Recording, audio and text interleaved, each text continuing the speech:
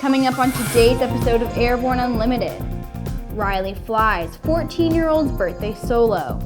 Ukrainian court orders seizure of 5 An-124s. And the FAA revises SAIB concerning contaminated fuel.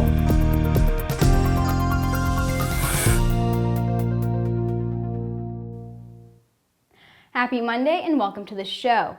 I'm Sophie Hurlock.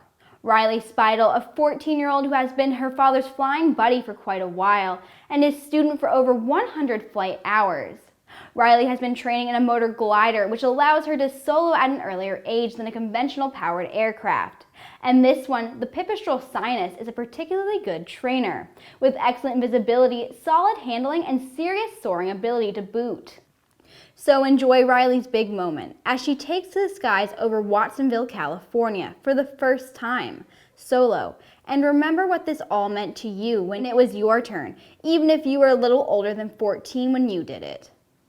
And keep an eye out for Riley. We have a feeling that we're going to hear great things from her and about her as she explores the world of flight. We'll be right back with Around the Patch.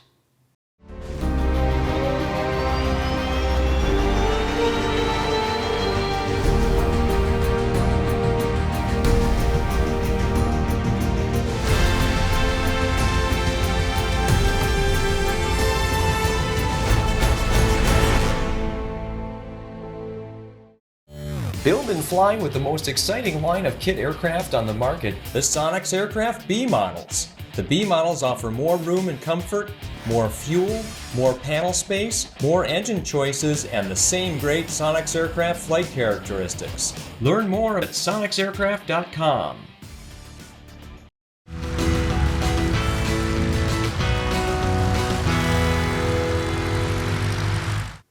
The FAA has issued an emergency order revoking the repair station certificate of Tandem Aviation Incorporated for allegedly improperly servicing aircraft parts and falsifying maintenance records. The FAA alleges that on August 7, 2017, Tandem knowingly performed an incomplete overhaul of an air compressor that was part of an aircraft braking system. Specifically, the company did not test the system for 28 hours, as required by the approved overhaul process. The company also falsified records to indicate that it had properly repaired and tested the part. The FAA has issued an SAIB to inform owners and operators of an issue that may cause certain versions of the Rockwell-Collins ProLine 4 and ProLine 21 FMS to direct the airplane to make a wrong turn direction when deleting a waypoint.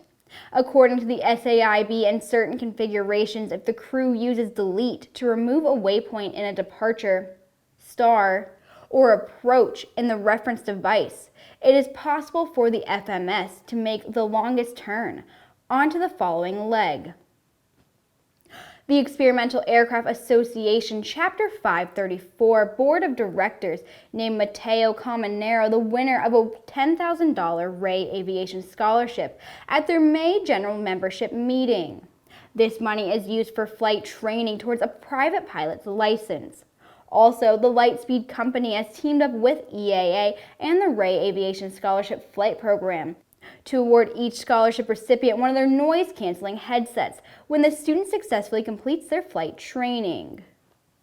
The FAA has proposed a $742,677 civil penalty against AAR Airlift Group Incorporated of Palm Bay, Florida, for allegedly failing to properly document the maintenance performed on its fleet of Sikorsky helicopters and operating the fleet in violation of its operation specifications.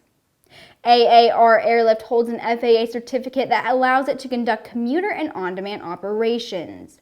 The FAA alleges that between February 16, 2016 and January 27, 2017, AAR Airlift failed to properly document the replacement of components on 13 Sikorsky S-61N helicopters. We'll be right back with the rest of the news. There's a difference between charting a steady course and pushing for the ceiling. And for nearly a century, Hartzell Propeller has been defining that difference. It's in our passion for engineering and research and our dedication to testing the limits of performance. We are built on honor. We are Hartzell Propeller.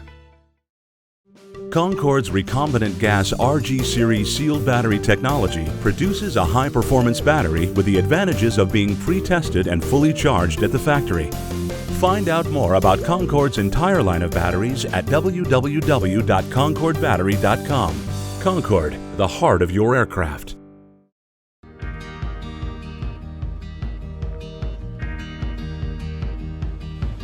Today is a new dawn. With a new name. Un nuevo logotipo.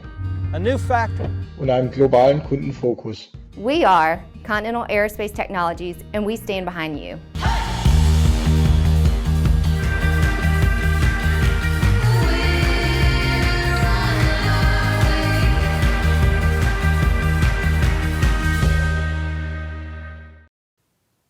A court in Kiev has ordered the seizure of 5 An-124s operated by Volga-Dnepr Airlines, alleging the Russian airline performed unauthorized maintenance checks on the aircraft.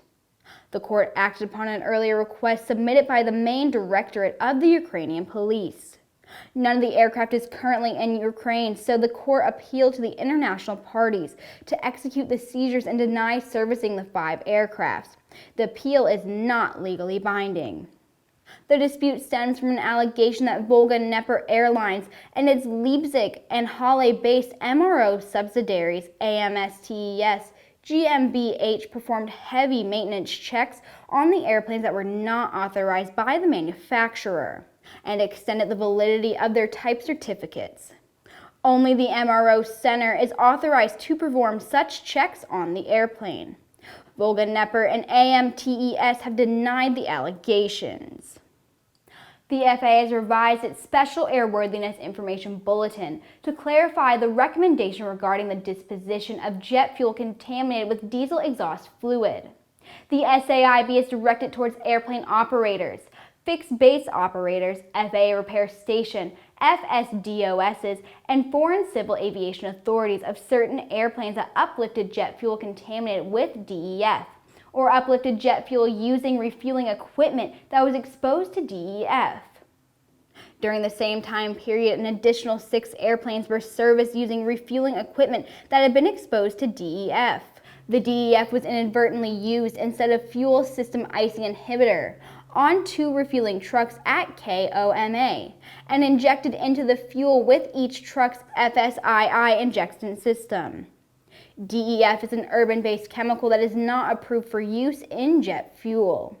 Jet fuel that has been contaminated with DEF no longer meets the aviation fuel operating limitations of airplanes certificated to operate on Jet A fuel, and therefore cannot be used on those airplanes. And that's our show for today.